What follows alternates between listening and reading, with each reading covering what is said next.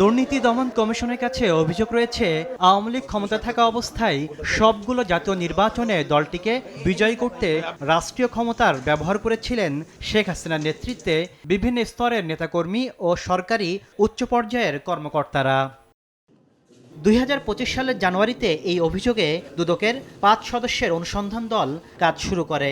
সেই অনুসন্ধানী দল রাতের ভোট খ্যাত ২০১৮ সালের নির্বাচনে শতভাগ ভোট পড়া কেন্দ্রসহ জালিয়াতির তথ্য উপাত্ত খুঁজছে। ২০১৮ সালের নির্বাচনের অনেকগুলো অভিযোগ ছিল। নির্বাচন কেন্দ্রিক একটা অনুসন্ধান দুদকে চলমান রয়েছে এবং অনুসন্ধানকারী টিম, এটা জানেন যে দুদকের একজন উপপরিচালকের নেতৃত্বে ৭ সদস্যের একটি টিম অনুসন্ধান কার্যক্রম পরিচালনা করছে।